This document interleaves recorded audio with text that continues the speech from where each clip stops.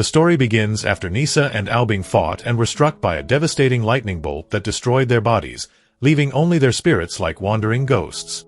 It was then that the Lord of Time planned to use lotus flowers as materials to create new bodies for them. Of course, the Lord of Time was not alone. He was assisted by villagers who were willing to work hard to make this plan possible. The lotus flowers were harvested, peeled, and processed like dough for bread or pizza, even mixed with mucus to make them rise and taste better. They hoped the two heroes would regain their bodies after the battle. The villagers no longer saw them as evil demons, for they had witnessed the great sacrifice made to protect the village. Once all the materials were gathered, their spirits were placed into rough, slime-like bodies. Then, a pink maestro named Michelangelo began sculpting their forms into bizarre and nonsensical shapes. Nisa, still dissatisfied, demanded further modifications to her body. Yet she remained unhappy. Her parents, Lai Ching and Luigi, came to visit and heard Master Tai explain that Nisa's body could still be modified to look cooler, which reassured them. In the end, however, the master gave up in frustration and allowed Nisa to sculpt her own body, resulting in a form that resembled a gingerbread man. Without delay, the master refined their bodies once more. Suddenly, a soldier arrived with alarming news. Enemy forces had surrounded the palace and were preparing to attack. Hearing this, the two hurried to Sinton Quan Gate, where they found the enemy indeed ready to wage war and storm the fortress. The enemy, led by Kongpa, brought an army of dragons to destroy the city of Santang Quan. This was all a provocation aimed at Anguang, Albing's father. Kongpa twisted the truth, claiming that Albing's death was caused by Nisa, driving Anguang into a furious desire for revenge. As a father, Anguang was enraged and sought vengeance. He decided to launch a full assault, deploying all his forces, including monsters, and appointed Kongpa as his war general. The battle erupted.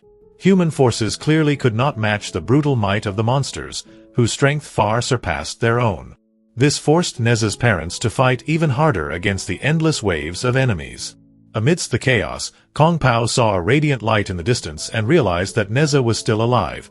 The glow came from the process of Neza and Albing perfecting their new bodies under the Lord of Time's guidance. Kong Pao tried to strike the protective shield but failed and drained his energy instead. He then opened a portal to summon the three Dragon Kings to shatter the barrier. Their devastating attack broke through the shield. Fortunately, Albing helped block the strike to protect Neza. At that moment, Anguang realized his son was alive and entered the portal to meet him. Sadly, Albing's new body could not withstand the overwhelming power of the three Dragon Kings' assault. Worried, Neza begged the Lord of Time to create another body for Albing, since they had only 7 days. If no new body was made, their souls would vanish. But the Lord of Time could not help, as the special materials needed to activate the lotus had already been used up. He suggested that Neza and Albing share one body temporarily, then travel to Mount Kunglan to find the rare material. Neza urged Albing to enter his body. They argued, as the potion was considered dangerous to the dragon race according to Kong Pao. At last, they reached an agreement. Neza must undergo the immortality trial to obtain the sacred potion. In return, Kong Pao agreed to delay the attack on Centennial City and keep some humans as war prisoners. If Neza passed the trial, the Dragon Clan would release the captives and end the war. With the pact sealed, Neza and Master Tai prepared to journey to Mount Kunan to meet the gods. Neza's parents and villagers escorted them to their departure. Along the way, Neza grew annoyed, reminding the master not to overeat, as his foul belches often splattered Neza's face. Master Tai then taught Albing how to take full control of Neza's body. For within Neza still lingered demonic power that could awaken any time. Sleeping potions were the key, allowing Albing to seize control while Neza's soul slumbered undetected by the gods. Their long journey finally led them to Mount Kuan, where they met the highest, childlike god named Wuyang. They were welcomed into the palace without suspicion. Not long after, Neza awoke because he needed to relieve himself. Fortunately, the master distracted Wuyang by saying Neza was only looking for a toilet, and a goddess escorted him. Neza tried chatting with the goddess, irritating her. Accidentally, he stepped on her dress and tore it. Furious, she stormed off, leaving Neza lost. He wandered until he found a large chamber filled with vines dripping with water. Mistaking it for a public restroom, he pulled out the plant like a fountain. Later, a feast was held in the main hall. They were served fresh water. Neza realized that the toilet was actually a sacred water reservoir. Wuyang explained that Neza would undergo a series of trials, beginning with drinking the water, which Neza thought tasted oddly salty and savory. Elsewhere, Li Jing's forces struggled to rebuild after the battle. Their fortress was still surrounded by stone towers guarded by monsters. Kongpa was seen training with the help of an old turtle, exhausted from continuously spewing lava. Li Jing came asking Kongpa to open a path so his soldiers could seek healers for the wounded. Kong Pao refused at first, until Li Jing pleaded for the dying men. Suddenly, Kong Pao's soldiers brought in a captive, his younger brother, Xiao Pao. Kong Pao was overjoyed to see him.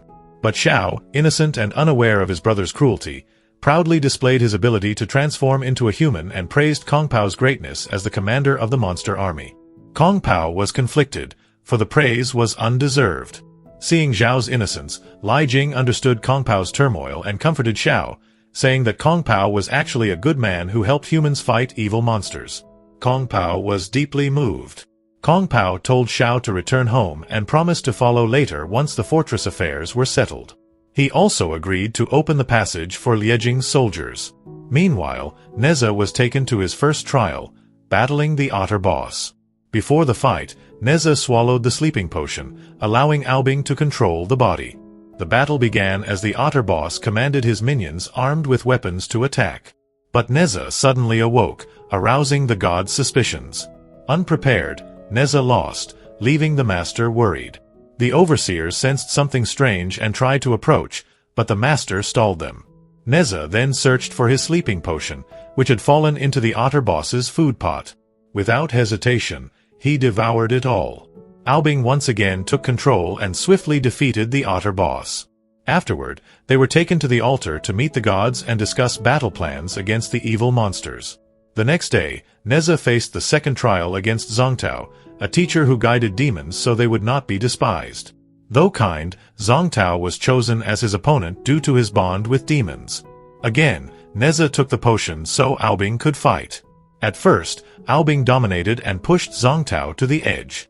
But Zongtao unleashed his full power, turning everything into ice and darkening the skies with devastating spells. From afar, Xiao Pao saw the dark clouds and sensed danger, rushing to the site. The battle grew more intense until Aobing froze and shattered Zongtao's arm. Zongtao surrendered. Heavenly soldiers surrounded him, and Zongtao urged his demon disciples to lay down their arms. When Xiao Pao saw Zongtao captured, he attacked the gods. He noticed Zongtao's severed arm in Neza's hands, mistakenly thinking Neza was evil. Zongtao tried to calm him but failed. Luong, one of the archers, fired an arrow at Xiao, forcing Zongtao to shield him.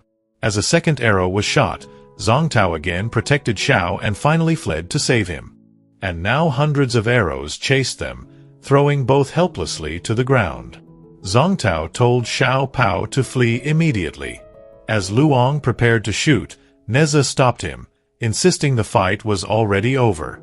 Meanwhile, the troops repaired the city, and Li Jing received reports that the army had improved thanks to a healer's arrival. Li Jing was overjoyed and grateful to Kongpa. They grew close while sharing a meal together.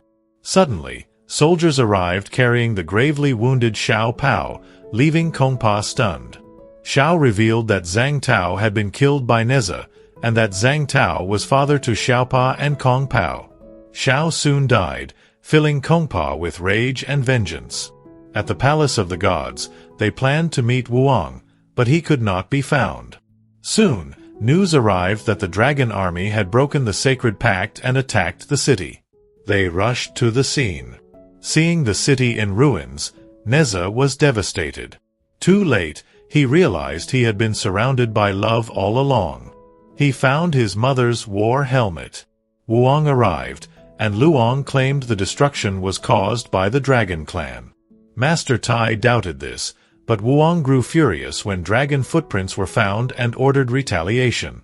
Consumed by fury, Neza wielded the fire ring for revenge. It was too late to stop him. Vengeance for his parents and the villagers consumed him. Aobing tried to calm him, convinced the dragons hadn't broken the pact, but Neza refused to listen. Seeking to complete his final trial, Neza confronted the stone golem Suzio, hoping Albing would be reborn in a new body. Shrouded in demonic aura, he attacked brutally and ended the fight with lotus fire.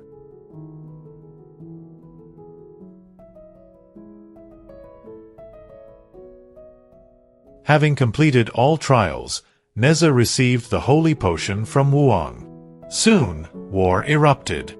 The god's army prepared to face the dragons, Neza as commander, while Master Tai crafted Albing a new body. Before leaving, Neza told Albing their bond was over. Meanwhile, Ao Kuang escaped the underwater prison and sought Wuyang, explaining that he and the dragons were falsely accused. Since Kongpa had commanded in his place, Ao Kuang refused to accept blame. But Wuyang declared the dragons must be punished, casting them into a heavenly cauldron as atonement. Ao Kuang confronted the Dragon Kings, who admitted they only followed Kongpa's orders. Furious, Ao Kuang resolved to defend his people's honor. As the cauldron pulled the dragons in, Neza arrived and battled Ao Kuang. Though he tried to explain, Neza, blinded by rage, refused to listen. The dragons were sealed, and Ao Kuang was forced inside too. Wuong sealed it tight. Praised by Wuong, Neza remained sorrowful, feeling utterly alone. Then, to his shock, he saw his parents alive. They embraced him as he wept in confusion.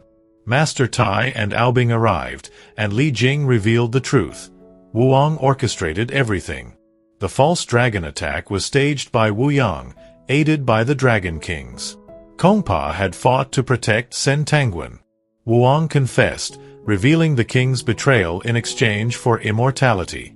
Kongpa, furious, rushed Neza's parents to safety as dragons and monsters burned the city. In battle, Kongpa sacrificed himself so others could escape. Li Jing explained Wuong was a demon disguised as a god, his greed driving the slaughter. Even Xing's trial was part of his scheme. Neza was shaken with guilt, and Albing attacked Wuong in the skies.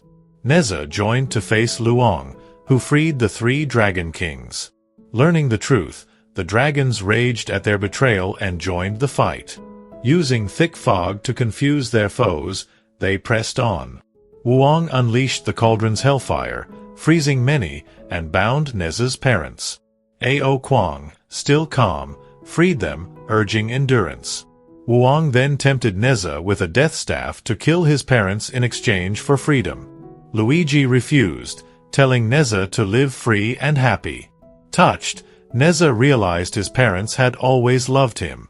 Luigi slowly transformed into a pearl. Neza's grief awakened his demon form, unleashing full power. He gave the pearl to his father and freed Albing, ready for battle. Together, they shattered the cauldron's seal, stunning the demons. All forces united in one great clash. Neza and Albing faced Wuong, who summoned a wooden dragon to devour them, but their combined fury overwhelmed him. Wuong was beaten, though Luong and Hatong saved him through a portal. The enemy retreated. Afterward, reconciliations were made. Ao Kuang thanked Neza for saving the dragons. Albing invited him to join, but Neza refused, embracing his fate as a demon. Sorrowful, Albing returned to the sea. Ao Kuang, realizing he no longer wished to burden his son with duty, urged him to live freely. Joyful, Albing left to reunite with Nisha. In the final scene, Yulong, beaten and imprisoned underground, discovered Kung Pao and Zhang Tao alive, recruiting them for revenge. It was also revealed that Jin Sha and Mucha were Neza's elder brothers. This movie teaches us that anger and revenge can blind us, making us hurt those who care for us most. It teaches that true strength lies in love, forgiveness, and the courage to break free from manipulation.